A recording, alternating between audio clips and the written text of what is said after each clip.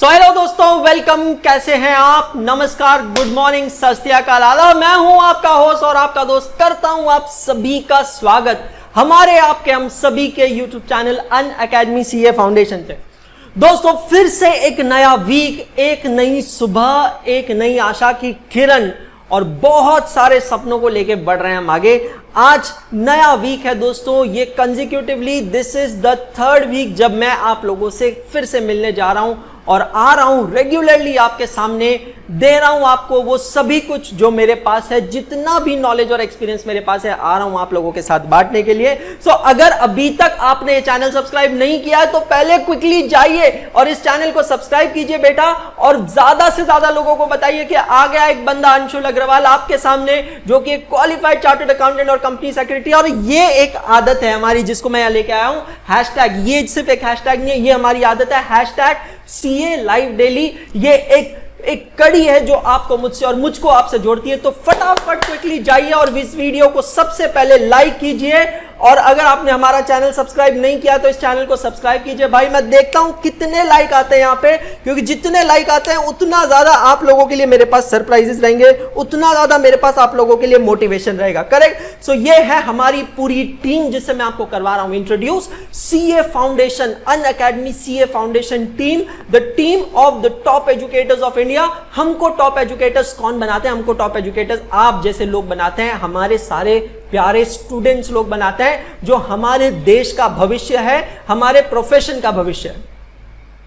दोस्तों, कल एक मैंने स्पेशल सेशन लिया था, जैसे मैंने आपसे वादा किया था हर संडे में आपसे मिलूंगा, और वो लाइव सेशन था evening tea with Anshul at 4 PM every Sunday, जहां हम मिले थे, आपसे बहुत सारी बातें की थी, बहुत सारा इंटरेक्शन किया था। आपने पूछे थे मुझसे बहुत सारे सवाल और मैंने दिए थे आपको उन सारे सवालों के जवाब। आई एम श्योर आपको सेशन पसंद आया होगा। आया कि नहीं? कम ऑन, क्विकली मुझे चाहिए आंसर लाइव चैट पे। Have you like the yesterday session? क्या आप लोगों को कल का सेशन पसंद आया है या नहीं? Fantastic, thank you so much for your responses. और अब हम बढ़ते हैं आगे आज का हमारा सेशन लेके। दोस्तों, हम कर रहे हैं बेसिक्स ऑफ अकाउंटिंग, और जैसा मैंने कहा है ये है हमारा बेसिक्स ऑफ अकाउंटिंग का लेक्चर नंबर 6। पिछले 5 लेक्चर से मैं आपको बिल्कुल फंडामेंटल्स और बेसिक्स समझा रहा हूं, और जैसा मैंने आपसे हमेशा कहा है, मुझे कोई फर्क नहीं पड़ता आप साइंस स्टूडेंट्स है, कॉमर्स है या आर्ट स्टूडेंट्स है, बेटा मैं तो बहुत ही बेसिक से पढ़ाऊंगा। और ये कोई प्रोसेस है जिसको हमने डिस्कस किया था, this is the accounting process. It starts with an event, फिर इवेंट के बाद होता है ट्रांजैक्शन, फिर ट्रांजैक्शन में हम आइडेंटिफाई करते हैं nature, identify the accounts involve. हम देखते हैं कि उस ट्रांजैक्शन में क्या आ रहा है और क्या जा रहा है। We identify the nature of accounts, we apply the golden rules of accountancy and pass journal entry. After we pass journal entry, क्या करते हैं? हम पोस्ट करते हैं उसे लेजर में, फिर बनाते हैं summary of ledger, that is known as trial balance. फिर हम जाते हैं बनाते हैं financial statements, and last is analysis of financial statements. ये फाइनेंशियल स्टेटमेंट्स कौन यूज करता है? सो ये मैंने आपको लास्ट लेक्चर में समझाया था। There are certain internal users and there are certain external users of financial statements. Internal users, external users, सभी लोग फाइनेंशियल स्टेटमेंट को अपने रिस्पेक्टिव ऑब्जेक्टिव के हिसाब से यूज करते हैं। तो जिसका जो मतलब बनता है, जिसका जो इंटरेस्ट होता है फाइनेंशियल स्टेटमेंट्स में, अकॉर्डिंगली वो उसे एक्सप्लॉइट करता है और यूज करता है। अब यहां मैं आपको बताने जा रहा हूं बहुत ही इंटरेस्टिंग बात, एक बहुत ही interesting fact, types of entities. क्या मतलब होता है इस वर्ड का? Entities. What do you mean by this word entities? क्या आप मुझे लाइव चैट पे बता सकते हैं what do you mean by the word entities? Go for it, come on guys, quickly go for it and try for it. बताइए, क्या आपको इस वर्ड का मतलब पता है? What do you mean bye entities? कोई मुझे बता सकता है? Okay, very good responses my dear friends. चलिए, सही जवाब है काफी लोगों का एंटिटीज। मैं बताता हूं आपको इसका मतलब क्या होता है। दोस्तों, एंटिटीज का मतलब होता है ऑर्गेनाइजेशंस। हम देख रहे हैं यहां पे टाइप्स ऑफ एंटिटीज, मतलब टाइप्स ऑफ ऑर्गेनाइजेशन। सो मैं आपको ये टाइप्स ऑफ एंटिटीज ऐसा समझाऊंगा कि हमेशा के लिए आप फिट हो जाएगा। And let me explain you with the help of a story. ठीक है? Are you ready? Shall I tell you one more story to explain you types of entities? Come on, I want your responses quickly. Fast चाहिए मुझे जवाब। और बेटा देखो, likes बहुत कम है, मोटिवेशन नहीं आ रहा है मुझे आपको आगे और कुछ पढ़ाने का, बताने का। मुझे मोटिवेशन चाहिए। मुझे मोटिवेशन कौन देंगे? आप दोगे। You are my energy drink. You are my energy machine. Come on, throw your energy to me and let me give the most out of me to you. Are you ready? Okay, चलिए start करते हैं। दोस्तों ये कहानी शुरू होती है पुणे से। बिल्कुल, बहुत बढ़िया सिटी है, बहुत अच्छी सिटी है, known as the Harvard and Stanford of India. Pune Oxford of India, एक सिटी जो कि एजुकेशन हब है। वहां पे आता है एक बंदा, मैं रियल लाइफ स्टोरी बता रहा हूं, आपको ध्यान से सुनिएगा। पुणे शहर में कई साल पहले आता है एक बंदा जो कि साउथ इंडियन है, highly qualified, educated and an engineer by profession, और पुणे की एक कंपनी में जॉब चालू करता है, सॉफ्टवेयर कंपनी, और उसमें अपना जॉब चालू करता है।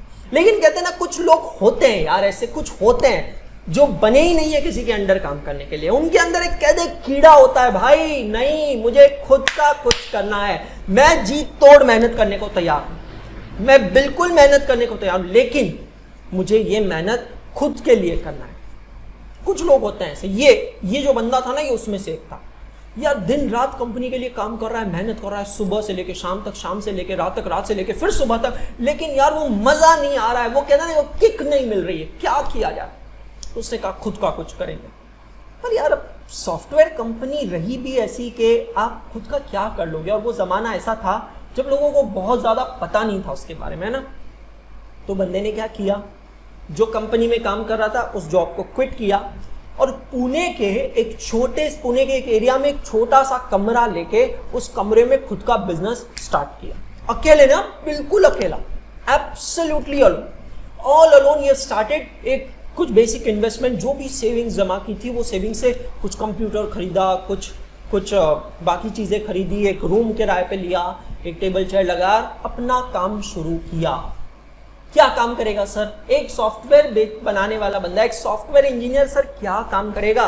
तो उसने देखा कि ये जो छोटे छोटे बिजनेसमैन होते हैं ना, चाहे मेडिकल वाला हो या किराने वाला हो, इनको बड़ी तकलीफ होती है। मतलब दोस्तों, अब तो चीजें बहुत सुधर गई है, all credit goes to that person. लेकिन आप देखो, पहले एक जमाना था, आप अगर मेडिकल स्टोर में जाते हो प्रिस्क्रिप्शन लेके, so that guy used to literally hunt, वो चेक करता था कि भाई उसके स्टोर में ये मेडिसिन है या नहीं है। बट आज चीजें बहुत अलग है। आज अगर आप मेडिकल स्टोर पे जाते हो तो बंदा क्या करता है, वो बंदा कंप्यूटर पे जाता है, वो मेडिसिन का नाम टाइप करता है, और वहां से उसे पता चल जाता है कि whether this medicine is available in stock और नॉट। समझ में आ रहा है कि नहीं आपको? उसको कोई जरूरत नहीं है अंदर जाके देखने की कि भाई वो मेडिसिन अवेलेबल है या नहीं, उसको यहीं से कंप्यूटर से स्टॉक पता चलता है। ये उस जमाने में नहीं होता था। समझ में आ रहा है? This used to not happen that time. तो ये जो बंदा है, ये बंदा ये विजन लेके आया, ये मिशन लेके आया कि नहीं, मुझे ये छोटे दुकानदारों को टारगेट करना है जो दिन रात स्ट्रगल करते हैं ये सारी चीजों के। लेकिन वो समय बहुत चैलेंजिंग था, मतलब रास्ता आसान नहीं था वो बंदे के लिए, क्योंकि ये वो समय था जब सॉफ्टवेयर नाम का कॉन्सेप्ट होता ही नहीं था, और अगर होता भी था तो जनरली लोग तैयार नहीं होते थे उसके लिए पैसा देने के लिए। तो बेटा कुछ भी करोगे तो मुसीबतों का तो सामना करना ही पड़ेगा। आप जब भी कुछ अच्छा करने निकलते हो, रास्ते में हजारों मुसीबतें आती है, और वो आएगी, बट आपको वही तो है, आपको मुसीबतों का ही तो सामना करना है। Then only you will become a true professional. वो बंदा रुका नहीं, अब वो मेहनत करता गया, वो गया लोगों के पास, कन्विंस करता गया, मतलब यार उसी का पैसा लगा है, वही सॉफ्टवेयर बना रहा है, वही मार्केटिंग कर रहा है, वही आफ्टर सेल सर्विस कर रहा है, वही अकाउंटिंग कर रहा है, सब कुछ वो कर रहा है, सब कुछ वो कर रहा है, कोई और नहीं। सीधी बात है, वो अफोर्ड ही नहीं कर सकता। He can't afford to keep an employ, क्योंकि अभी तक तो कुछ रेवेन्यू जनरेट नहीं हुआ है और किसी का विजन मैच नहीं हो रहा, तो करे क्या, सब काम अकेला कर रहा है। दैट फॉर्म ऑफ ऑर्गेनाइजेशन, समझना। अब आता हूं मैं स्टोरी से वापस यहाँ पे। That form of organization where only one person is involved, that form of organization, बेटा अच्छे से समझ लेना, वो form of organization जहां पे सिर्फ एक ही पर्सन होता है, वही पैसा लगाता है, वही बिजनेस डिसीजंस लेता है, वही बिजनेस के सारे प्रॉफिट्स और लॉसेस शेयर करता है, that smallest form of organization is known as sole proprietorship। समझ में आ रहा है? ये जितनी भी दुकानें हमारे आसपास दिख रही है ना, छोटी छोटी दुकानें होती है, किराना दुकान, दूध की दुकान, ये वो ऐसा वैसा, ये सब क्या है? They are sole proprietorship. वो बंदा खुद अकेला पैसा लगा रहा है। प्लीज अंडरस्टैंड, वो अपने यहाँ एम्प्लॉय रख रहा है वो अलग बात है, मैं यहाँ पे ओनरशिप की बात कर रहा हूँ।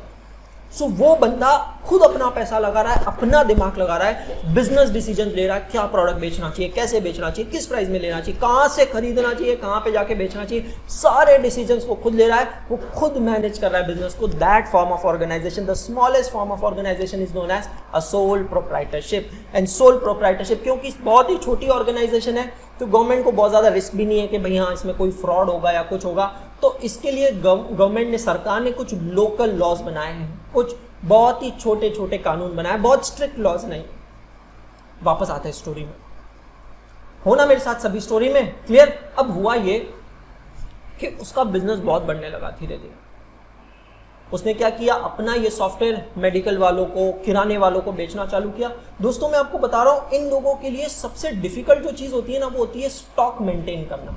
सही बता रहा हूं आपको, maintenance of stock is absolutely difficult for these people, because इनकी दुकान में इतना सामान होता है। चलो आजकल तो जमाना बिग बाजार और डी मार्ट का है, ठीक है, बट अगर आप अभी भी किसी भी किराना दुकान वाले के यहाँ जाके देखते हो ना बेटा, तो वो किराना दुकान वाले के आपको पता चलेगा कि यार वो कम से कम not less than 100 to 100 types of items ही is keeping, right from toothbrush to toothpaste to this, that, variety of biscuits, hair oil, cosmetics, blah blah blah, so many things. Oh my god, don't you think so? It's very important for them to keep a track on their inventory, क्या उनके पास है क्या नहीं है, because most of these products are very short lived products, perishable nature होता है उनका। So if they don't keep track on inventory, so there will be a problem. Customer आता है और उनसे गुड्स मांगता है, तो वो उनके पास गुड्स नहीं होंगे, तो हो सकता है कस्टमर किसी और की दुकान में चला जाए, इसको कहते हैं स्टॉक आउट होना। और काफी बार ऐसा होता है कि आपको पता नहीं और अंदर स्टॉक पड़ा है, तो पड़ा पड़ा सड़ जाएगा, आपका लॉस हो जाएगा। तो इन लोगों के लिए सबसे चैलेंजिंग होता है इन्वेंट्री मेंटेन करना। तो ये जो हमारा बंदा है ना, इसने उन लोगों को टारगेट किया। शुरुआत में सॉफ्टवेयर बहुत सस्ते बेचे, बहुत कम कीमत में बेचे। क्यों? क्योंकि एक ही चीज कही, लोगों को उसकी आदत लगनी चाहिए। कोई भी नई चीज जब होती है ना दोस्तों, please understand, whenever you are introducing a new product in the market, आपको पहले उसको लोगों को समझाना पड़ता है कि वो प्रोडक्ट आपके लिए कैसे यूजफुल हो सकता है। आपको लोगों को उसकी आदत लगानी पड़ती है, और उसके बाद में एक बार जब लोगों को समझ में आता है कि वो प्रोडक्ट उनके लिए कितना यूजफुल है, तब आप उसके लिए चार्ज करते हो। क्लासिक एग्जाम्पल रिलायंस जियो। बेटा शुरुआत में जब आया था जियो, क्या अलग रेट था, अब तो रेट उनके बढ़ा दिया उन्होंने। क्यों? लोगों को आदत लगा दी इंटरनेट कंज्यूम करने की। आजकल 1 GB पर डे से नीचे काम चलता ही नहीं, सीरियसली नहीं चलता। और अगर हैवी गेम्स खेल लो ना, पबजी एंड ऑल, तब तो भाई गया इंटरनेट साफ। 2 GB 3 GB कहाँ जाता है, खत्म, बिल्कुल खत्म। हमारा एग्जाम्पल ले लो यार, आप यूट्यूब पे बैठ के वीडियोस देखते हो, रोज हमसे जुड़ते हो, इसमें इंटरनेट नहीं लगता है? लगता है। ये इंटरनेट की आदत हमें किसने लगाई? जियो नहीं लगाई यार, मुझे बताओ। ऐसा नहीं है, इंटरनेट पहले भी था, बट पहले बहुत एक्सपेंसिव था। There are lot of dependent technologies जो इंटरनेट के वजह से इवॉल्व हुई है। नेटफ्लिक्स है, अमेजॉन प्राइम है, हॉटस्टार है, अनअकैडमी है। ये सारी टेक्नोलॉजीज किसी और एक टेक्नोलॉजी की, सपोर्टिंग टेक्नोलॉजी पे dependent. And what is that? Internet. So ये चीज समझो। तो ये बंदे ने क्या किया, सबको अपने सॉफ्टवेयर की आदत लगा ली। लोगों को समझ में आने लगा कि नहीं यार, ये प्रोडक्ट बहुत अच्छा है, ये प्रोडक्ट अपने काम का है। तो फिर people started paying for it, और माउथ पब्लिसिटी होने लगी। अब माउथ पब्लिसिटी बेटा देखो बहुत बड़ा रोल प्ले करता है। मैं आपको यहाँ रोज आके पढ़ा रहा हूँ, मैं आपको रोज आके समझा रहा हूँ, अपने तरफ से पूरा नॉलेज दे रहा हूँ, आपको सारी चीजें दे रहा हूँ, ठीक है। अब अगर आपको मेरा काम अच्छा लगता है, तो जरूर आप लोग अपने दोस्तों को जाएंगे और कहेंगे नहीं यार अंशुल सर बहुत अच्छा पढ़ाते हैं, तू चल मेरे साथ, तूने कहीं पे भी क्लास लगाई हो कोई फर्क नहीं पड़ता है, तू चल मेरे साथ आ तो सही एक बार यूट्यूब पे एक तो लेक्चर अटेंड कर अंशुल सर का। मैं तुझे चैलेंज करता हूं, तूने ऐसा अकाउंट्स कभी नहीं पढ़ा होगा जिंदगी में, तो आ तो सही मेरे साथ एक साथ। मैंने आपको एक लेक्चर में बताया था बेटा, जिंदगी में 3 चीजें करने से कभी नहीं हिचकिचाना। नंबर 1, किसी ने आपके लिए कुछ किया है तो उसका धन्यवाद करो, थैंक हिम। नंबर 2, आपसे कभी कोई गलती हुई है तो क्षमा मांगो, ask for sorry, apologize to that person. और अगर कभी किसी का काम अच्छा लगा हो ना, तो उसकी तारीफ करने से कभी मत चूकना। मैं सही कह रहा हूँ बेटा, तारीफ करने से कभी मत चूकना, क्योंकि अगर आप उसकी तारीफ करोगे तो उसका कॉन्फिडेंस बहुत बढ़ेगा। और तारीफ एक ऐसी चीज़ है जिसमें कभी पैसा नहीं लगता है। लेकिन आपको नहीं पता है कि आपकी एक तारीफ शायद उसको कितना कॉन्फिडेंस है, कितना मोटिवेट कर सकता है, ये चीज बहुत इंपॉर्टेंट है। ये 3 चीजें हमेशा ध्यान रखते हैं। मैं सिर्फ एक फैकल्टी नहीं हूं, मैं एक एजुकेटर नहीं हूं, मैं खुद भी इंटरनेट का बहुत बड़ा कंज्यूमर हूं। दिन में एक अच्छा खासा समय मैं यूट्यूब पे स्पेंड करता हूं, बहुत रिसर्च करता हूं, बहुत एनालिसिस करता हूं। किसके लिए? आप लोगों के लिए। क्यों? ये देखने के लिए कि मैं जो दे रहा हूं उससे और बेहतर आपको क्या और कैसे दे सकता हूं। जैसा मैंने कहा, teaching is a constant learning process, it's a constant learning process. तो मैं हमेशा ये इंश्योर करता हूं, how can I give you better than this, इससे बेटर मैं आपको कैसे दे सकूं, क्या दे सकूं।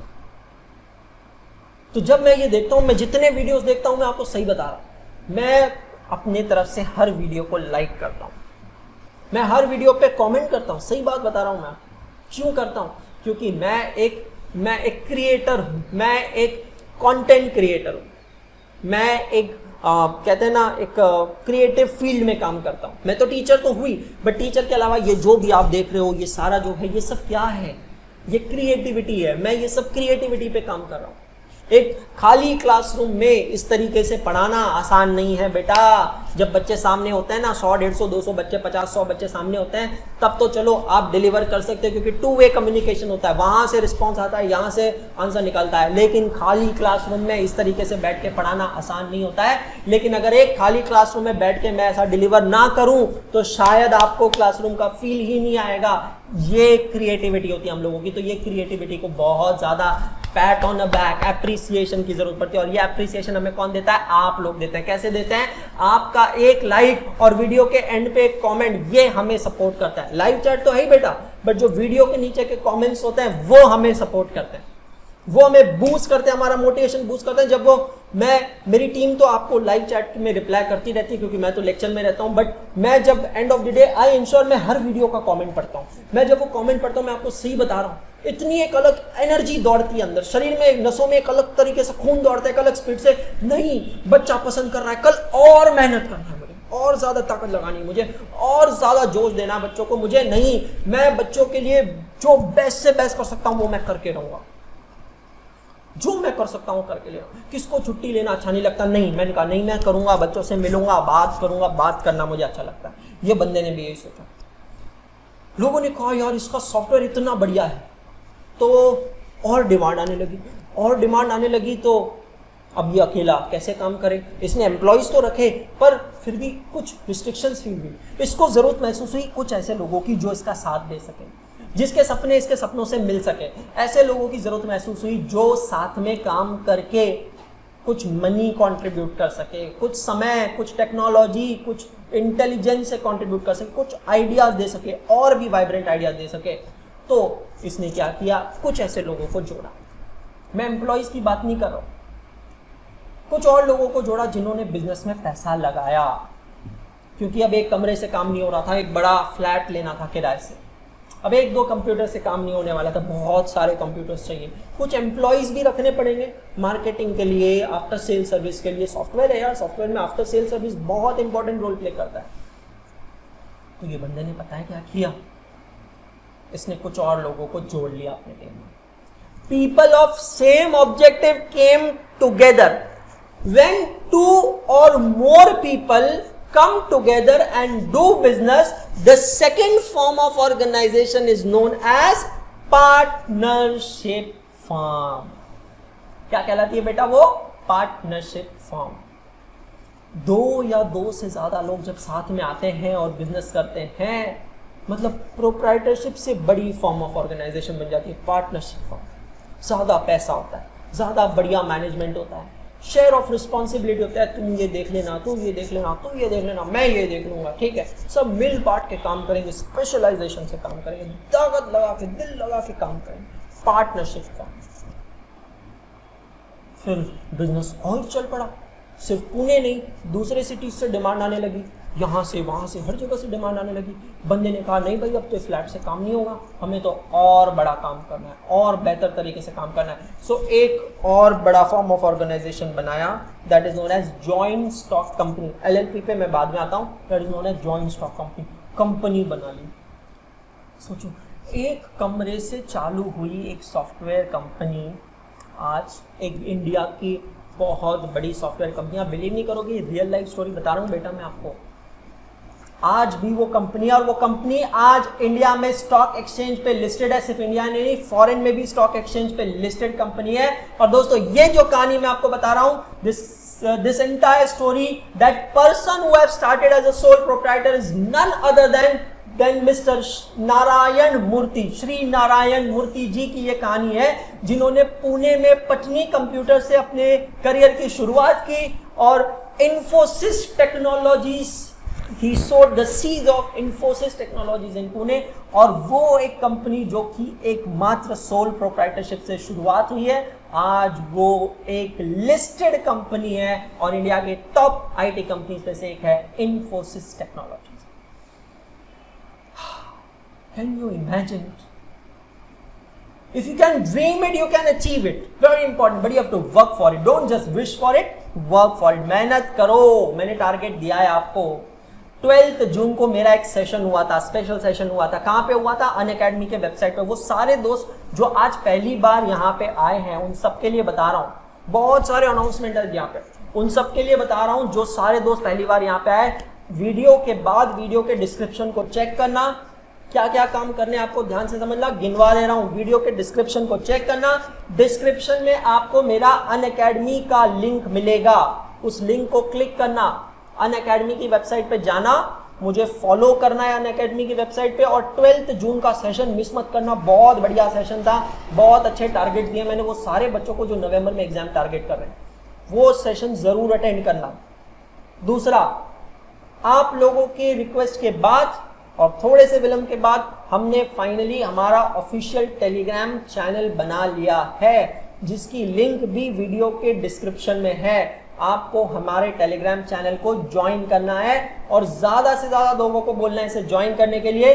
और तीसरी और सबसे इंपॉर्टेंट चीज, my Instagram handle is given in the description below. Please connect to me on my Instagram handle. Daily जब आप मेरे वीडियोस देखते हैं, आदत बना लो बेटा इससे, ये हैशटैग को हर जगह यूज करना है। जहां जहां पे भी आप मुझसे कनेक्ट होगे, ये हैशटैग यूज करोगे। आप जब भी मेरे वीडियोस देखते हो, अपनी एक सेल्फी लीजिए मेरे साथ, जब मैं स्क्रीन पे हूं सेल्फी लीजिए मेरे साथ, और वो सेल्फी को इंस्टाग्राम पे पोस्ट करके मुझे टैग कीजिए। मेरा इंस्टाग्राम हैंडल है @IMCACS Anshul. Tag me on Instagram और मैं आपसे जुड़ूंगा और मैं पर्सनली आपको मैसेज भेजूंगा वहां। दोस्तों, ज्यादा से ज्यादा दोस्तों को बोलिए कि भाई एक ऐसा चैनल आ गया है, एक ऐसा टीचर आ गया है जो आया है आपके लिए सब कुछ लेके। मेहनत करना पड़ेगा, साथ में अगर मेहनत करने को तैयार हो तो मैं आपके साथ हूं। फिर से कह रहा हूं, मैं आपके साथ हूं, मेहनत करना पड़ेगा। सो जॉइंट स्टॉक कंपनी बना ली। बताओ आज देखो कितना बड़ा विजन रहा। ठीक है, जॉइंट स्टॉक कंपनी जो है इसको रेगुलेट करता है कंपनीज एक्ट 2013। कंपनी बहुत बड़ा फॉर्म ऑफ ऑर्गेनाइजेशन होता है और इतने बड़े फॉर्म ऑफ ऑर्गेनाइजेशन में बहुत सारे रूल्स की जरूरत होती है, तो कंपनी एक्ट बना है। दोस्तों, अब पार्टनरशिप और जॉइंट स्टॉक कंपनी, इन दोनों के बीच की एक ऑर्गेनाइजेशन बनी in the year 2008। In the year 2008 the government of India have passed a law, एक कानून पास किया गया और उस कानून का नाम था LLP एक्ट 2008, और एक नया फॉर्म ऑफ ऑर्गेनाइजेशन बना LLP। वेल, फॉर्चुनेटली आपको पता है ये तीनों लॉज आपको CA फाउंडेशन के लॉ में उर्मिला मैम पढ़ेंगे। पार्टनरशिप एक्ट आपके सिलेबस में है, LLP एक्ट आपके सिलेबस में है, और कंपनी एक्ट का इंट्रोडक्शन आपके सिलेबस में। बट मैं यहां से इतना ही चीज कहना चाहूंगा, बेटा कंपनी एक्ट बड़ा ही इंटरेस्टिंग एक्ट होता है। मुझे पर्सनली, मैं बता रहा हूं, बड़ा ही पसंद है ये एक्ट, क्योंकि इतना पुराना ये एक्ट है और जितने कहते हैं ना, समय के साथ बहुत मेचोरिटी गेन की है उस एक्ट ने। तो जब हम कंपनी अकाउंट्स पढ़ेंगे तब हम इसके बाद बात करेंगे। और लास्ट टाइप ऑफ एंटिटी जो होती है उसे कहते हैं ट्रस्ट या नॉट फॉर प्रॉफिट ऑर्गेनाइजेशन। कुछ लोग इसे NPO, not for profit organization, इस तरीके से NPO बनता है, NPO भी कहते हैं। सो ट्रस्ट मतलब, NPO मतलब ऐसी संस्थाएं जिसका ऑब्जेक्टिव प्रॉफिट कमाना नहीं होता है, नॉन कमर्शियल सोशल ऑर्गेनाइजेशन। कोई मुझे एग्जाम्पल दे सकता है नॉट फॉर प्रॉफिट ऑर्गेनाइजेशन का? Quickly give me some example if you have in the live chat. ऐसी कोई भी ऑर्गेनाइजेशन जिसका ऑब्जेक्टिव प्रॉफिट कमाना नहीं होता है, अ सोशल ऑर्गेनाइजेशन। एग्जाम्पल दीजिए मुझे ऐसे कोई भी सोशल ऑर्गेनाइजेशन का। फैंटास्टिक, चलो काफी लोगों ने सही जवाब दिया है। मैं आपको एक ऐसी NPO का एग्जाम्पल देता हूं जो इवन दो NPO है, बट उसके पास पैसा किसी भी एक बड़ी कंपनी से ज्यादा ही है, कम नहीं है, और वो क्लासिक एग्जांपल है BCCI, board of control for cricket in India, board for control of cricket in India, BCCI। It's a not for profit organization. वैसे हमारा इस पे पूरा चैप्टर है accounting of not for profit organization, जब उस chapter में आएंगे तब इसके बारे में बात करेंगे। But I hope you have understood what are the various types of entities, किस किस तरीके से बिजनेस छोटे स्केल से चालू होता है और फिर बड़े स्केल तक पहुंचता है और इस तरीके से बिजनेस ग्रो करता है। यहाँ पे यहाँ मैं आपको एक बहुत इंपॉर्टेंट चीज सिखाने जा रहा हूँ, बताने जा रहा हूँ, and that is accounting equation. दोस्तों हम सभी ने अभी देखा है कि how to identify the accounts involve, और वहां पे मैंने आपको बताया कि हमारे एक सर थे, sir Luca de Pacioli. Yes दोस्तों, sir Luca de Pacioli, he was a mathematician and he was the one जिन्होंने सबसे पहले इन्वेंशन किया इस कंसेप्ट का, that is double entry system of accounting. What do you mean by double entry system of accounting? Well, ऐसा नहीं है अब आपको पता नहीं है, बस मुझे आपको कनेक्ट करना है जो चीज पता है उसको डबल एंट्री के साथ। मैंने आपको अकाउंटिंग प्रोसेस में क्या बताया था? इवेंट, ट्रांजैक्शन, ट्रांजैक्शन के बाद क्या था? क्विकली रिकॉल करो, what was after transaction? Identify the accounts involved. कैसे आइडेंटिफाई करते हैं हम accounts involved? How do we identify the accounts involved? हम क्या देखते हैं कि हर ट्रांजैक्शन में क्या आ रहा है और क्या जा रहा है, what is coming in the business, what is going out of the business. दोस्तों मेरा एक चीज मानना है, इन एन इकोनॉमी, जो भी बोल रहा हूं ध्यान से सुनना, in an economy money is not created, money just changes hands. किसी भी इकोनॉमी में पैसा क्रिएट नहीं होता है, पैसा सिर्फ हाथ बदलता है। If it's an income for someone, it has to be expense for another person. Again when this person will do expense, it will be expense for him and income for someone else. तो पैसा सिर्फ jump कर रहा है, एक हाथ से दूसरे हाथ में जंप कर रहा है। मतलब if there is a plus there has to be minus, if there is a debit there has to be credit. यही चीज सर ल्यूका डी पैसियोली ने कही।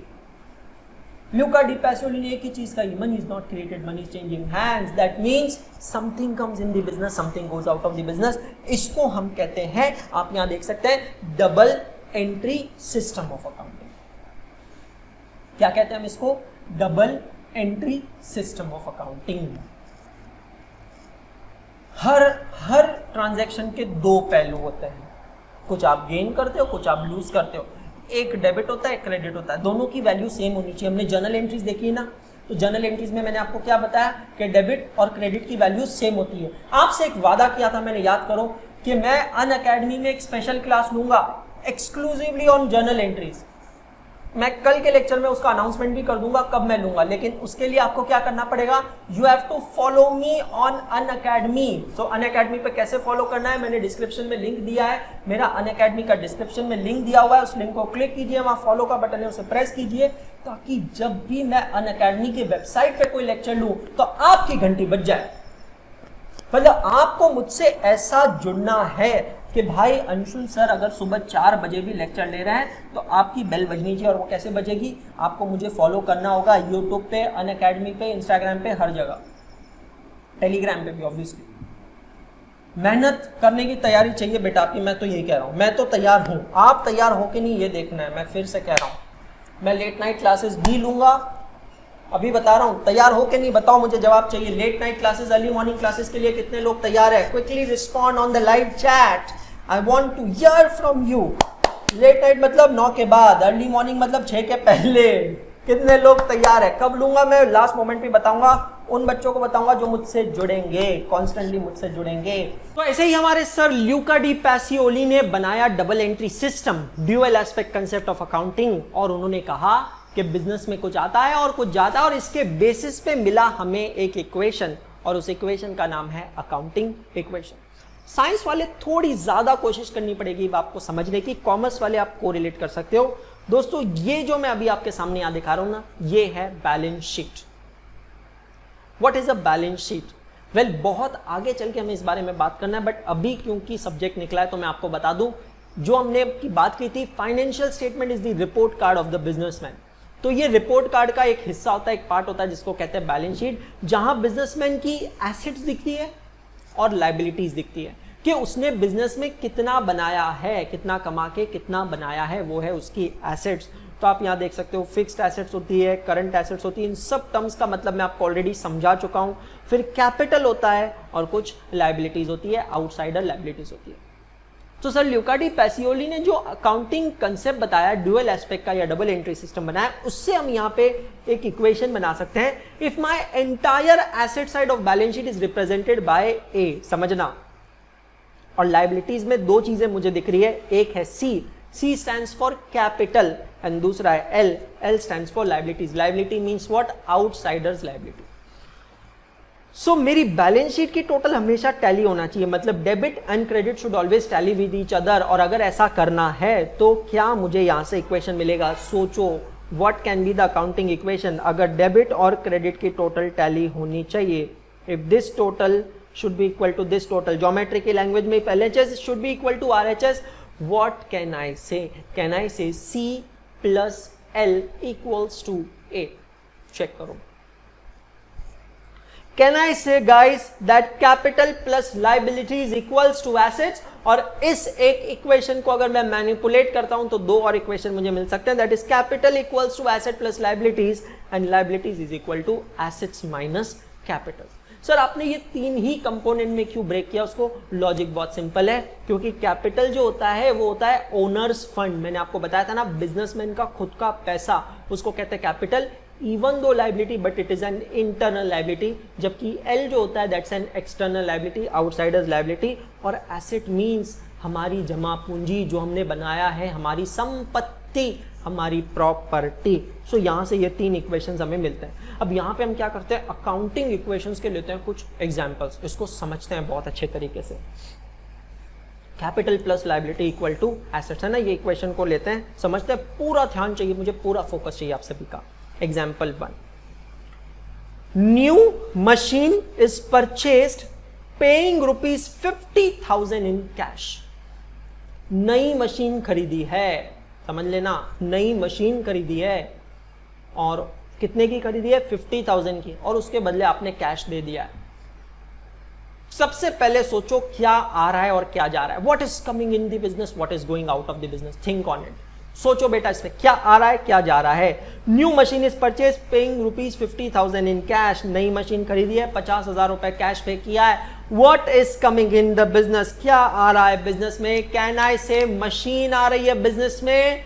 यस। और क्या जा रहा है बिजनेस से बाहर? फॉरगेट अबाउट अकाउंटिंग इक्वेशन, अभी सिर्फ इस पे फोकस करो, क्या आ रहा है क्या जा रहा है।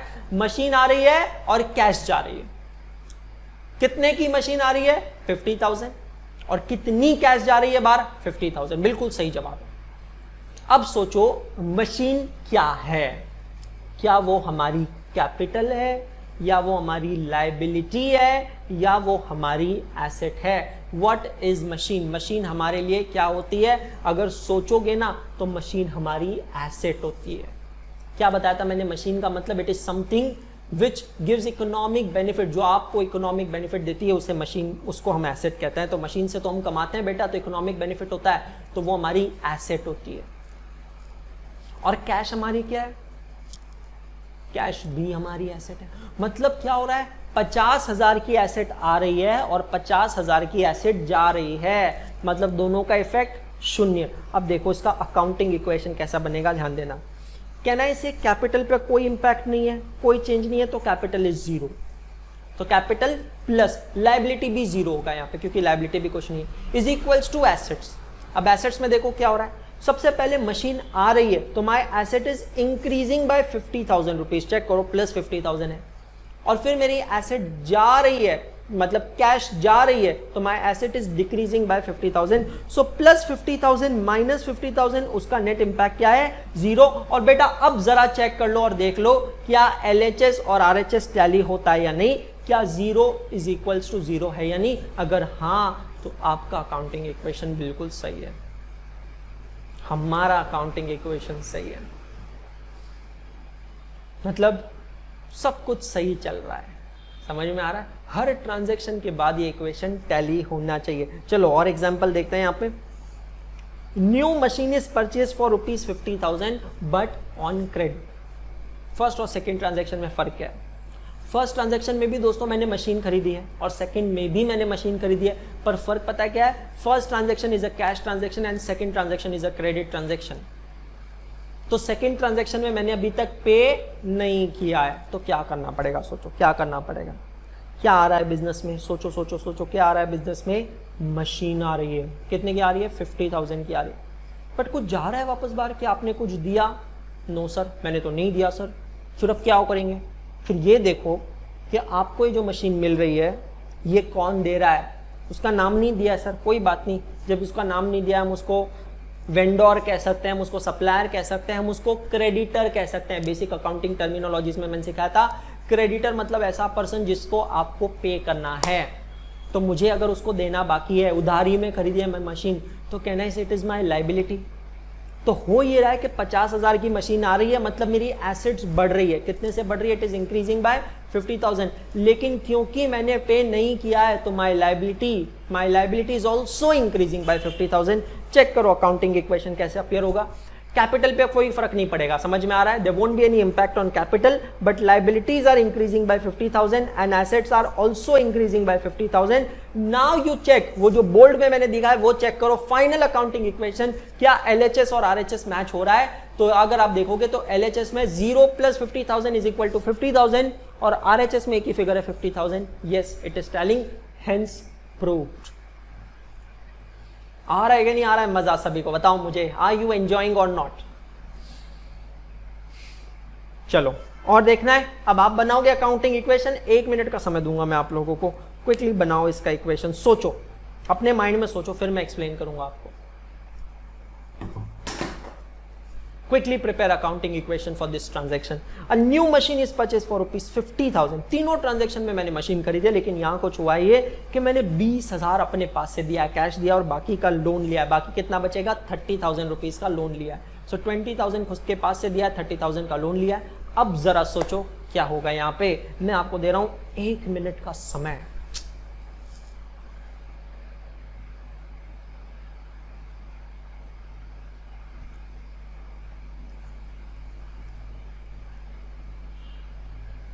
फटाफट सोचो क्या करना है।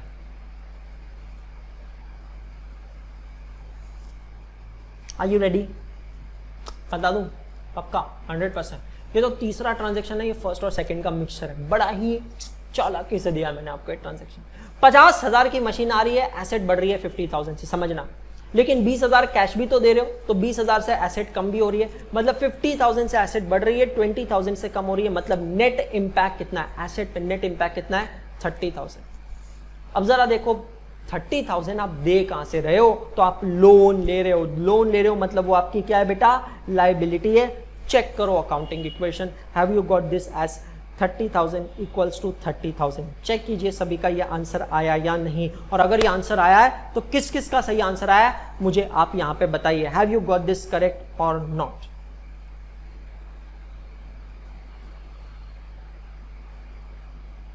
Have you got this answer or not? Tell me.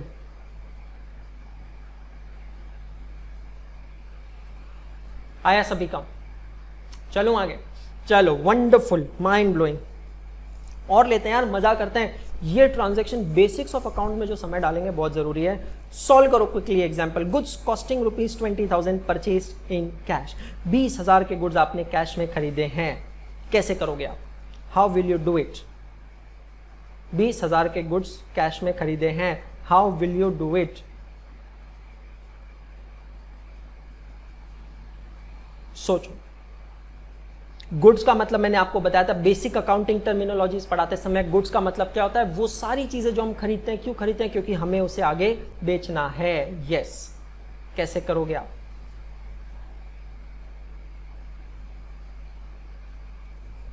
अब शैल आई एक्सप्लेन? रेडी? चलो करते हैं स्टार्ट। सो गुड्स 20,000 के खरीदे हैं, गुड्स आ रहे हैं, गुड्स हम जो खरीद रहे हैं वो हमारा स्टॉक है, वो हमारी एसेट होगी। समझ में आ रहा है? एसेट क्यों होगी? क्योंकि उसको हम बेच के पैसा कमाएंगे। तो मेरी एसेट बढ़ रही है, 20,000 से एसेट बढ़ रही है, लेकिन मैं उसके बदले कैश दे भी तो रहा हूं। I am paying 20,000 cash against it, तो मेरी एसेट 20,000 से कम भी हो रही है। चेक करो accounting equation. Are you getting equation like this और not? Quickly check all of you. Mind blowing, what the wonderful students, क्या बढ़िया रिस्पॉन्स है। चलो थोड़ा डिफिकल्ट दूं, पक्का रेडी हो कि नहीं? जवाब दो मुझे लाइव चैट पे। Are you ready for a difficult transaction? इससे थोड़ा डिफिकल्ट ट्रांजैक्शन दूं कि नहीं? बोलो मुझे, फटाफट जवाब चाहिए। चलो ये लो, बहुत डिफिकल्ट है, सोच के रखो अकाउंटिंग इक्वेशन क्या होगा। 10,000 के गुड्स मैंने बेचे हैं 12,000 में और मुझे कस्टमर से कैश मिली है, क्या होगा? कॉमर्स वाले बच्चों, अगले 2 ट्रांजैक्शन समझने में थोड़ी डिफिकल्टी होगी, अभी नहीं समझ में आया तो भी चलेगा, धीरे धीरे करके समझ में आ जाएगा।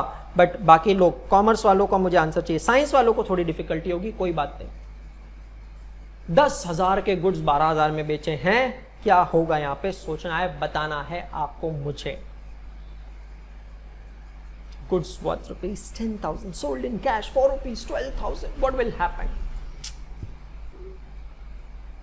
सर ये कॉस्टिंग रुपीज 10,000 मतलब क्या है? Cost price.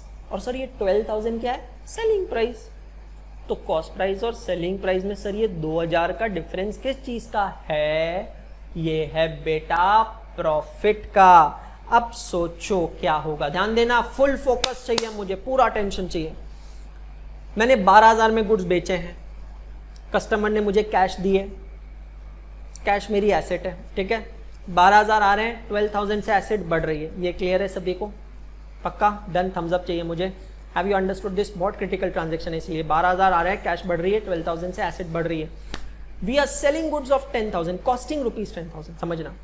सो 10,000 से मेरी एसेट कम होगी। Do you agree with me? मतलब कैश आ रही है, 12,000 से एसेट बढ़ेगी और गुड्स जा रहे हैं तो 10,000 से एसेट कम होगी, मतलब एसेट मेरी नेट इंक्रीज हो रही है कितने से? 2,000 से। अब सवाल यही उठता है कि सर ये जो 2,000 का फायदा हुआ है ना, जो 2,000 का प्रॉफिट हुआ है, ये कहां जाएगा? ध्यान रख लेना, अगर पता है तो बहुत अच्छी बात है, नहीं पता है तो गांठ बांध लो। ध्यान रख लो, प्रॉफिट या लॉस हमेशा होता है ओनर का, जो बिजनेस का मालिक होता है उसका, और बिजनेस का मालिक का यहाँ पे किस अकाउंट से रिप्रेजेंट होता है? By the name capital. तो ये जो 2,000 रुपए का प्रॉफिट है ना, 2,000 का प्रॉफिट है, that will go to capital. So your accounting equation will be equals to 2,000 equals to 2,000। Check all of you, have you got it right और नॉट? ये जो बेसिक्स हम पढ़ रहे हैं ना, इस पे एग्जाम में क्वेश्चन नहीं आते, मैं फिर से कह रहा हूं, गलत फहमी में मत रहना। सीए एग्जाम में इस पे क्वेश्चन नहीं आते हैं, बट सीए तब तक नहीं बन सकते हो, अकाउंट तब तक नहीं कर सकते हो जब तक बेसिक्स नहीं आता है। तो बेसिक्स पे बहुत कमांड चाहिए बेटा। और आप देखना, हर कोई इतना बेसिक पे फोकस नहीं करता है, एग्जामिनेशन ओरिएंटेड पढ़ाता है, आता है एग्जाम के बाद जितना पढ़ाता है चला जाता है। मेरा ऐसा नहीं है, मैं आपको पूरा बेसिक से तैयार करना चाहता हूं। चेक करो। चलो लास्ट ट्रांजेक्शन देखते हैं आज का। दो लास्ट ट्रांजेक्शन, करोगे सभी लोग? तैयार? चलो करो। 1 मिनट दे रहा हूं मैं आपको सॉल्व करना है। Goods costing rupees 10,000 sold on credit for rupees 12,500। 10,000 के गुड्स 12,500 में बेचे, प्रॉफिट हुआ है 2,500, लेकिन यहाँ क्रेडिट में बेचे हैं, उधारी में बेचे हैं। जो मेरे पहले लेक्चर से सारे लेक्चर्स देख के आए उसको सब समझ में आएगा, जो नहीं देख के आया अभी कह रहा हूं बेटा, अभी के अभी जाओ चैनल को सब्सक्राइब करो और पहले से सारे वीडियोस वापस देखो। और वीडियोस पसंद आए तो लाइक जरूर कीजिएगा और उस पर कॉमेंट जरूर कीजिएगा। Goods costing rupees 10,000 sold on credit for rupees 12,500। Okay, बता दूं, लास्ट 10 सेकेंड्स बचे हैं। 9, 8, 7, 6, 5, 4, 3, 2, 1। ओके, रुक जाओ बेटा, हो गया। 12,500 कैश आ रही है, एसेट इंक्रीज बाय 12,500, 10,000 के गुड्स जा रहे हैं, asset decrease by 10,000, net increase in asset is 2,500। I hope ये सभी का आया होगा। सर एसेट कैसे इंक्रीज हो रही है? सर वो तो पैसा दे ही नहीं रहा है। बेटा जब हम गुड्स उधारी में देते हैं तो वो बंदा कहलाता है डेटर। याद करो, डेटर ये वर्ड मैंने आपको बेसिक टर्मिनोलॉजीज में सिखाया था। डेटर मतलब ऐसा बंदा जिससे पैसा लेना है। तो अगर मुझे किसी से पैसा लेना है तो वो मेरी एसेट नहीं हुई है? बिल्कुल एसेट है। मैं हक से जाके उससे मांग सकता हूं, चल मेरे पैसे दे, चाहे वो कैश हो या डेटर हो, वो मेरी एसेट है। तो net increase in asset is 2,500 और जो 2,500 का प्रॉफिट हुआ है वो कहां जाएगा? वो जाएगा बेटा कैपिटल में। So my capital is also increasing by 2,500. Therefore LHS is equals to RHS. Hence proved. समझ में आ रहा है कि नहीं? ओके सो दोस्तों, अब इसके बाद हम कुछ और कंसेप्ट देखेंगे, पर वो देखेंगे अगले लेक्चर में। आज के लेक्चर को हम यहीं करते हैं समाप्त, यहीं करते हैं विराम। आई होप आपको सब कुछ समझ में आया होगा, आई होप आपने एंजॉय किया होगा। I would like to just say one thing, पढ़ते रहो, सीखते रहो, आगे बढ़ते रहो, क्योंकि पढ़ना बंद तो सीखना बंद, और सीखना बंद तो आगे बढ़ना बंद। मैं फिर से सभी को लास्ट में यही कहना चाहूंगा कि प्लीज हमारे यूट्यूब चैनल को सब्सक्राइब कीजिए, अनअकैडमी सीए फाउंडेशन चैनल को सब्सक्राइब कीजिए। आपके कोई फ्रेंड्स अगर इंटरमीडिएट में है तो उन्हें कहिए कि आपके Anshul sir, yes you own me now, आपके अंशुल सर अब इंटरमीडिएट पे भी अवेलेबल है, और आइए और मुझसे मिलिए अनअकैडमी सीए इंटरमीडिएट पे। वहां पे भी मैं पढ़ाऊंगा आप लोगों को, सीए इंटरमीडिएट चैनल पे भी पढ़ाऊंगा। आपको हमारा वीडियो पसंद आया, मैं फिर से सभी से रिक्वेस्ट करता हूं प्लीज इस वीडियो को लाइक कीजिएगा, और आप मुझे एक सेंटेंस में कैसे डिफाइन करते हैं, आपके लिए एक एक्टिविटी है, आप मुझे एक सेंटेंस में कैसे डिफाइन करते हैं उसको वीडियो के कमेंट में जरूर लिखिएगा। और हाँ, भूलिएगा मत उसके नीचे आपका नाम, आपके शहर का और स्टेट का नाम लिखना, ताकि मैं देखूं कि आप मुझसे कहां से कैसे जुड़ रहे हैं। Please don't forget to connect me on my Instagram, don't forget to subscribe to our Telegram channel, and don't forget to follow me on Unacademy's website. सभी की लिंक्स डिस्क्रिप्शन में दी है। वीडियो जल्दी खत्म हो रहा है, फटाफट लिंक में जाओ, लिंक को चेकआउट करो, क्लिक करो, फॉलो करो। और फिर से जैसा मैंने कहा है, आप मुझे एक सेंटेंस में कैसे डिफाइन करते हैं, आप मेरे बारे में क्या सोचते हैं, वीडियो के कमेंट में, लाइव चैट में नहीं बेटा, कमेंट में इमीडिएटली कमेंट कीजिए, अपना नाम, शहर का नाम और स्टेट का नाम लिखिए, और फिर हम मिलेंगे कल के लेक्चर में। Till then, thank you very much.